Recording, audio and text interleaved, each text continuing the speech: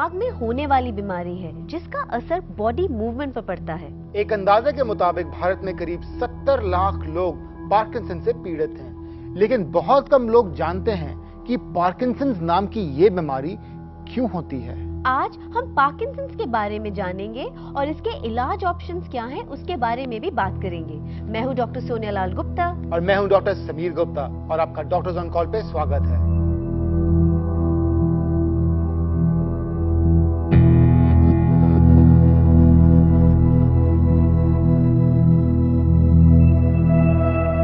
Parkinson's दिमाग की एक न्यूरो डीजनरेटिव कंडीशन है जो धीरे धीरे विकसित होती है।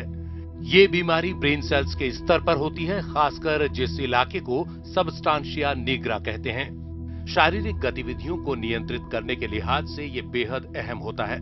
पार्किंसंस बीमारी में सबस्टांशिया निग्रा में न्यूरॉन्स मरने लगते हैं और डोपामिन नाम के एक केमिकल का बनना बंद हो जाता है। डोपामिन एक जरूरी केमिकल है जो शारीरिक गतिविधियों और दिमाग के बीच तालमेल को नियंत्रित करता है।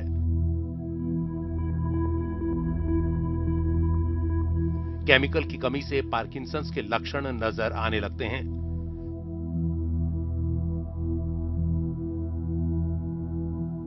रेस्टिंग ट्रेमर इसके बेहद शुरुआती लक्षणों में शुमार है, जब आराम की हालत में भी हाथ कांपने लगते हैं। कांपने के लक्षण पांव, हाथ या जबड़ों में भी दिख सकते हैं। अन्य लक्षणों में जोड़ों का सख्त हो जाना, आवाज का कांपना, उठने बैठने के तरीके या चलने फिरने के तरीके में बदलाव होना शामिल है। ऐसे में शुरुआती जांच उतनी ही जरूरी है जितना कि इलाज। इससे पार्किंसंस के लक्षणों को कम करने में मदद मिलती है। हमने एम्स में न्यूरोलॉजी के प्रोफेसर डॉक्टर अचल कुमार श्रीवास्तव से बात की ताकि इलाज के तरीकों को समझा जा सके। पार्किंसन डिजीज के ट्रीटमेंट का सबसे प्रमुख उपाय दवाएं हैं और दवाएं पहले तो बड़ी कम थी, एक ही दो हुआ करती थी। इस समय करीब 10 दवाएं हैं और काफ़ी कारगर होती हैं और मैं समझता हूँ करीब 5 to 7 ईयर्स तक दवाएं काम करती रहती हैं। उसके बाद मरीज ऐसी स्थिति में पहुंच जाता है कि दवाएं या तो काम करना लगभग बंद कर देती हैं या फिर कुछ अलग तरह के सिम्टम देने लगती है, उसको हम डिस्काइनेसिया कहते हैं। तो ऐसी स्थिति में फिर हमें दूसरे प्रकार के ऑप्शंस की ज़रूरत पड़ती है। तो दूसरे ऑप्शंस में सबसे पहला ऑप्शन जो है वो है सर्जरी का। और सर्जरी द्वारा एक, जैसे हार्ट में आपने सुना होगा पेसमेकर लगा दिया गया, वैसी एक व्यवस्था इसमें भी होती है। डीप ब्रेन स्टिमुलेशन करके एक वैसी पेसमेकर की तरह एक चीज़ यहाँ पे अंदर दीवार में फिट कर दी जाती है और वायर अंदर अंदर ऊपर पहुँचती है ब्रेन के एक खास भाग में और वहाँ वो करंट छोड़ती रहती है। तो स्टिमुलेशन जारी रहता है। जो सबसे प्रमुख दवा है इसका नाम है लिवोडोपा। तो लिवोडोपा एक्चुअली में इसी की वहाँ पे ब्रेन में कमी रहती है। तो हम बाहर से लिवोडोपा खिलाते हैं मरीज को और वो फिर ब्रेन में पहुँचता है और काम करता है। तो वो कम था, आपने खाया बाहर से, ब्रेन में पहुँचा और ब्रेन में पहुँचने के बाद काम करने लगा। तो काम करने लगा तो जो सिम्टम दे रहा था उसकी कमी की वजह से वो सिम्टम समाप्त हो जाता है और मरीज को लगता है मैं बिल्कुल ठीक हूँ। तो लिवोडोपा दवा है। इसके अलावा अन्य बहुत सी दवाएं हैं, डोपामिन एगोनिस्ट जिनको बोलते हैं हम लोग, और कुछ और ग्रुप की भी दवाएं जैसे एमेंटिडिन वगैरह। और डोपामिन एगोनिस्ट के तहत जो है प्रेमिपेक्सोल है और इसके अलावा कुछ और दवाएं हैं जो कि COMT इनहिबिटर कहे जाते हैं। तो वैसी भी दवाएं हैं। कई ग्रुप्स हैं दवाओं की जो इसमें बड़ी इफेक्टिव होती हैं और मैं समझता हूँ कि 5-7 साल तो बड़े आराम से गुजरता है मरीज।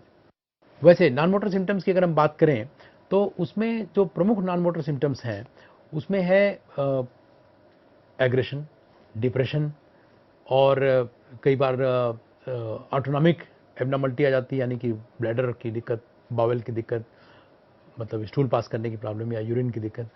और यही नहीं, कई बार दवाओं खाने की जैसी बात कर रहा था मैं, उसमें कई बार गैम्बलिंग करना शुरू कर देते हैं लोग, कई बार बहुत इमोशनल हो जाते हैं।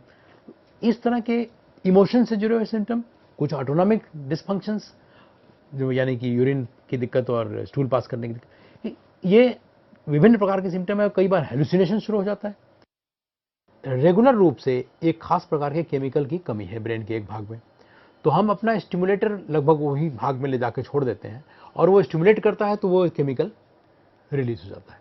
तो केमिकल रिलीज हुआ तो वही काम शुरू हो जाता है, यानी कि वो कम था, रिलीज हो गया तो it will start acting start कर देगा तो हमारा काम शुरू हो जाएगा, यानी जो सिम्टम मोटर आए थे वो कम हो जाएंगे। तो let me tell you here again कि नॉन मोटर सिम्टम पे उतना इफेक्ट नहीं होता है जितना मोटर सिम्टम पे होता है। जो अभी हम लोग बात कर रहे थे तरह तरह के फिनोमेना, डिप्रेशन, दिस दैट, इन सब पे उतना असर नहीं है जितना असर उसका मोटर सिम्टम्स पे है, डीप ब्रेन स्टिमुलेशन का। अमेरिका और यूरोप में फोकस्ड अल्ट्रासाउंड जैसी टेक्निक्स पर रिसर्च चल रही है।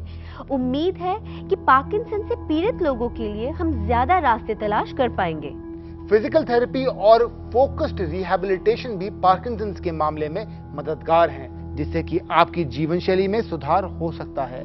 आपको अपने डॉक्टर से इसके बारे में बात करनी चाहिए।